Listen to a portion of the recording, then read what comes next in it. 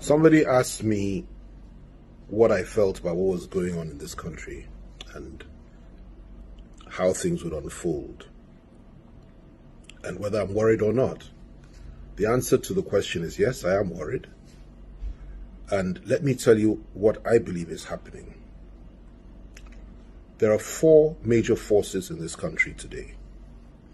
I'll call them four horns. Two are in the southwest. One is in the east. And the fourth one is Buhari, and he represents the north. Now in the southwest, you have two horns, very powerful, aggressive, focused, and very, very committed horns. In the persons of Gani Adams, who is the Ààrẹ Ọ̀nà Kakanfò, and the other is Sunday Igboho, who, by any standard, is the hero of millions.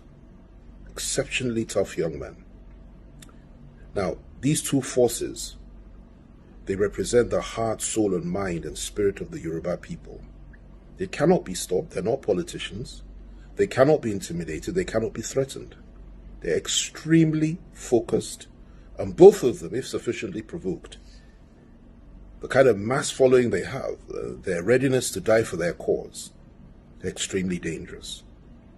Thankfully, they're good men, and men that simply want a fair deal in a wider Nigeria for our people.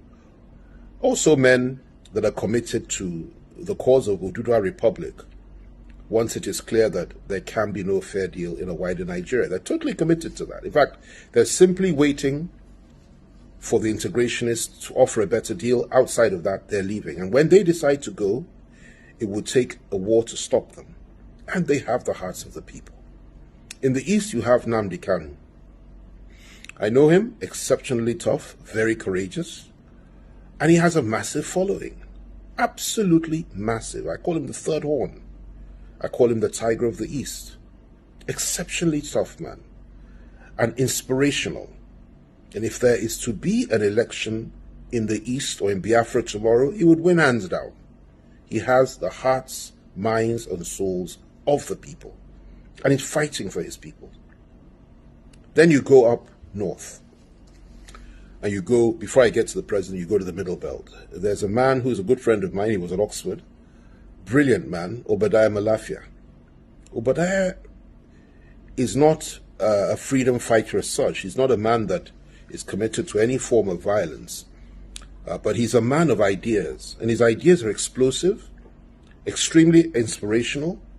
He's very focused. He's a brilliant intellectual, and his ideas and his intellectual contributions are more powerful than bombs, because he has ignited the sense of awareness of the people of the Middle Belt, the Christian minorities, particularly the northern minorities, particularly the Christians.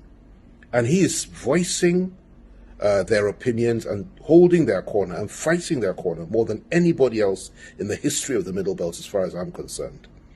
He's extremely, extremely focused. And he represents, in my view, the fourth horn.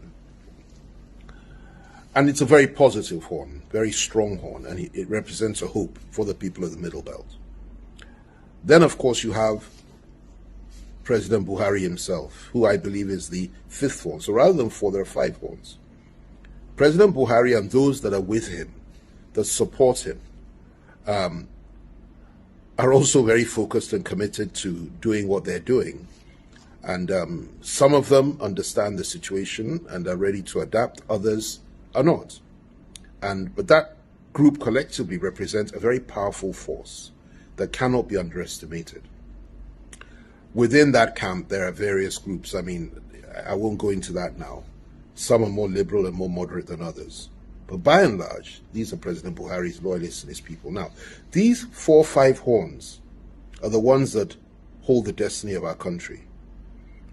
If they conflict, and if there can be no compromise between them at any point in time, and if we do not agree on a formula to avoid war in this country, if you cannot somehow assuage the feelings and persuade the Igbohos, the Adamses, and those behind them to try to be a little bit more understanding about what's going on and try to reach out to them in peace and in love and try to build that bridge, it would be a very dangerous situation we're entering into. The same with Nnamdi Kanu, and the same that the people that Obadiah represents in the Middle Belt.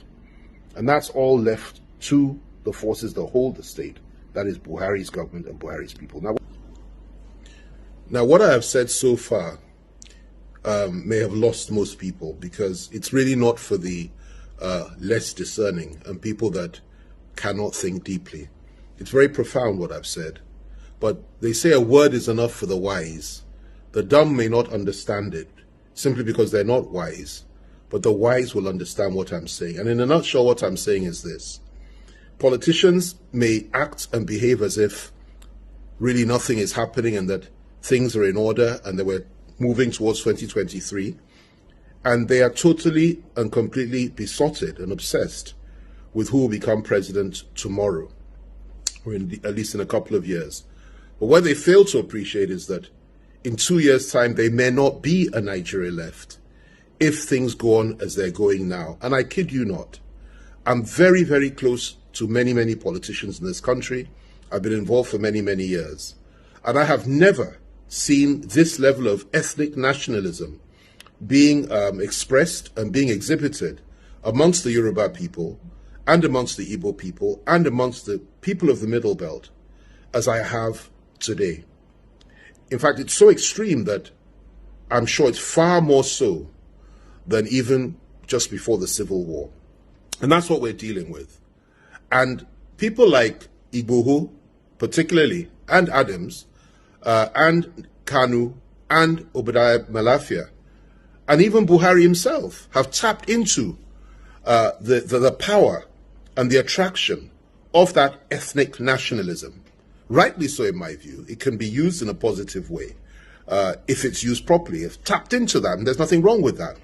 But where these ethnic nationalities are on a collision course, particularly when it's the Fulanis against the rest, or where the rest are saying enough is enough, and where the rest are saying that they are tired and they're fed up, and where the rest are saying that they will not be intimidated or threatened by anybody, even those that organize coercive arms of government and control the state, and where the rest are saying that, listen, if you consider us to be slaves, we will show you that we're not slaves. And you have people rising up in those areas, like the names that I've mentioned, like the horns that I've mentioned, to say we will defend the honor and the future of our people and will preserve the lives and property of our people no matter what. This goes beyond politics. This is about national survival. It's about the survival of our ethnic nationalities, and it's about the unity of our country. So I would urge politicians and those that cannot think very deeply to begin to think about what's going on. We're sitting on a keg of gunpowder, and we're acting as if nothing is happening. We've put our heads in the sand like an ostrich, and we're pretending that nothing has gone wrong. In the East today, people are being killed every day, being butchered by our security forces. And of course, unknown gunmen, as they call them, are also attacking not just civilians, but members of our armed forces, members of our police, and so on and so forth, which of course I do not support. I think it's wrong. Violence both ways is wrong. And two wrongs do not make a right. So what's going on there is unbelievable. In some cases, in some parts, policemen cannot even wear their uniforms now because they're scared of being attacked. And this is very sad. Same in the South. In the Southwest, you have massive militias being built up around two charismatic leaders who are prepared to go all the way if sufficiently provoked and if the state cannot guarantee the lives and properties of the Yoruba people. And let me tell you, it is only because the elders of the Southwest have been holding them back and chanting restructuring as a way out. That is why the West has been a little bit restrained. This will not last for much longer. The people there are fired up and they want their own country, and you can't wish it away. The Middle Belters have been completely suppressed, subjugated, oppressed, cheated, and belittled for so many, many years now, far more than any other group in this country. They are also seeking for emancipation. They also want a way out. And that is ably reflected by the activities and words of a man like Obadiah Mailafia, like I said earlier. And then, of course, you have the core North itself, represented mainly by President Buhari and those that think like him. Not all are extreme. Some are not. And thankfully, those that are not so extreme are the ones we can reach out to and talk to. But those that are, have no place in Nigeria anymore, as far as I'm concerned, and really ought to consider going back to Chad, Niger Republic, wherever they come from, and resettle there. But as far as this country is concerned, whether you listen to me or not, whether you believe me or not, and we will have this conversation again in about 3 years' time, and I'm sure at that time you will say, yet again, FFK was proved right. But for the now, the important thing is to recognize the challenges we're facing, cause these horns to come together and negotiate and discuss the way forward. Because if we don't do that, I assure you, there will be conflict somewhere down the line. The state cannot hold these forces down by arms. The state cannot suppress the will of the people of the Southwest through arms. They cannot do it. They can't do the same to the people of the Southeast. They can't kill everybody in the South. They can't kill everybody in the Middle Belt.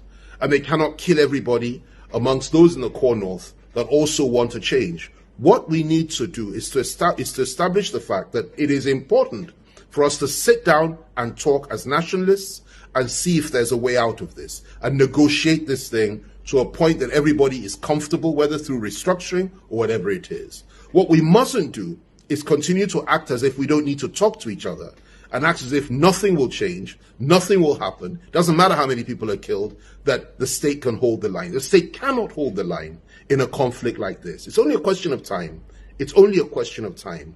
And the most important thing to recognize also is this. There are men of goodwill on all sides. We may disagree on Oduduwa, Biafra, Nigeria, or even an amalgamation of the 4 zones, the Middle Belt, the South-South, the Southeast, and Southwest coming together to form one country, and the core North going its separate way. Or we may have 5 or 6 separate countries at the end of it all. Or we may believe in an integrated Nigeria, which is restructured, we continue as one. It doesn't matter what you think. It doesn't matter what you feel. It doesn't matter where you stand on the way forward. What matters is that we must have peace. We must have dialogue. We must have understanding. And we must stop this idea that you can kill all those that are opposed to you and that you can wipe them off the face of the earth and crush the opposition and crush those that do not agree with you. This cannot work. We must talk. We must dialogue. That's the way forward. That's the only way forward. And that's my preferred option for the future for this country. I continue to trust God that we won't have a war, we won't have a conflict.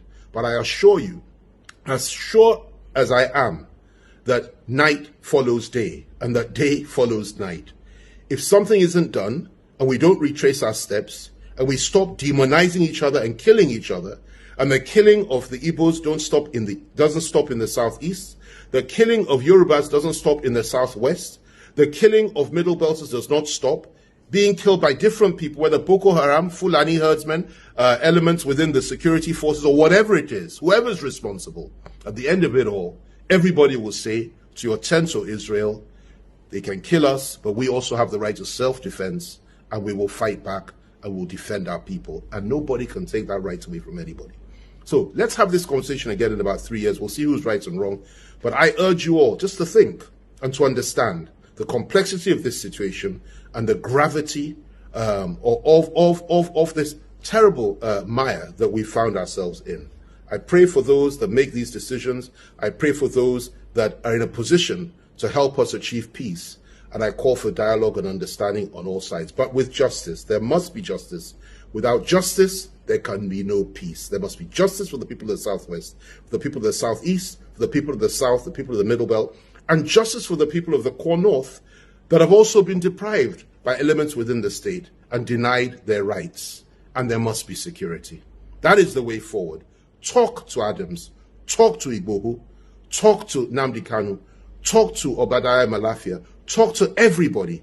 And those on the other side also need to be able to talk to elements within the Buhari government for us to now agree that we go our separate ways peacefully,